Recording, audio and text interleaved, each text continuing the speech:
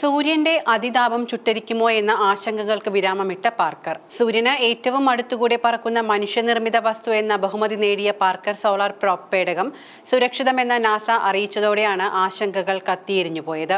സൂര്യോപരിതലത്തിൽ നിന്നും വെറും 3.8 million mile, അതായത് ഏകദേശം 61 ലക്ഷം കിലോമീറ്റർ അടുത്തുകൂടെയാണ് ഭൂമിയിൽ നിന്ന് വിക്ഷേപിച്ച നാസയുടെ പാർക്കർ സോളാർ പ്രോബ് മണിക്കൂറിൽ 6,92,000 കിലോമീറ്റർ വേഗതയിൽ പറന്നത്. ഡിസംബർ 24-നാണ് പേടകം സൂര്യന്റെ 6.1 ദശലക്ഷം കിലോമീറ്റർ അടുത്തെത്തിയത്. സൂര്യന്റെ പുറത്തെ അന്തരീക്ഷമായ കൊറോണയിൽ പാർക്കർ എത്തിയിരുന്നു.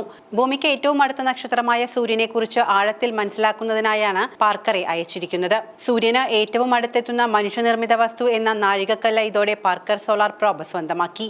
എന്നാൽ ഈ ചരിത്ര പറക്കലിനിടെ സോളാർ പ്രോബ് പേടകത്തിന്റെ കുറിച്ച് ശാസ്ത്രലോകത്തിന് ആശങ്കകൾ ഏറെയുണ്ടായിരുന്നു. സൂര്യന്റെ കൊറോണ പാളിയിലെ 1700 ഫാരൻഹീറ്റ് അഥവാ 930 ഡിഗ്രി സെൽഷ്യസ് വരെയുള്ള ചൂടിനെ മറികടന്ന് വേണമായിരുന്നു പേടകത്തിന് സഞ്ചരിക്കാൻ. എന്നാൽ അതിശയകരമായ ചൂടിനും റേഡിയേഷനും പാർക്കർ സോളാർ പ്രോബിനെ കരിച്ചു കളയാനായില്ല. നിലവിൽ സാധാരണഗതിയിൽ പാർക്കർ പ്രവർത്തിക്കുന്നുണ്ടെന്നും നാസ കൂട്ടിച്ചേർത്തു. സൂര്യന് ഏറ്റവും അടുത്തുകൂടെ പറന്ന ശേഷം പാർക്കർ സോളാർ പ്രോബ് ഭൂമിയിലേക്ക് തിരികെ സന്ദേശം അയച്ചതായും നാസ അറിയിച്ചു. മേരിലാൻഡിലെ ജോൺ ഹോപ്കിൻസ് അപ്ലൈഡ് ഫിസിക്സ് ലബോറട്ടറിയിലാണ് സോളാർ പ്രോബിൽ നിന്നുള്ള സന്ദേശം ലഭിച്ചത്. കൂടുതൽ വിശദമായ ഡാറ്റ പേടകത്തിൽ നിന്ന് പുതുവത്സരത്തിൽ 2025 ജനുവരി 1-ന് ലഭിക്കുമെന്നാണ് നാസയുടെ പ്രതീക്ഷ.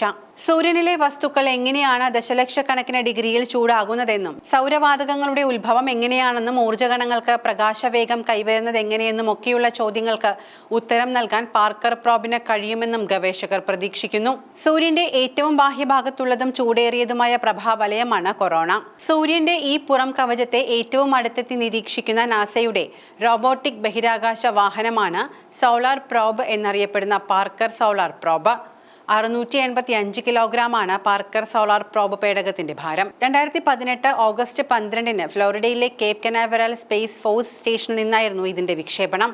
സൗരക്കാറ്റുകളടക്കമുള്ള സൂര്യന്റെ രഹസ്യങ്ങളെക്കുറിച്ച് പഠിക്കാനാണ് സോളാർ പ്രോബിനെ നാസ അയച്ചിരിക്കുന്നത്.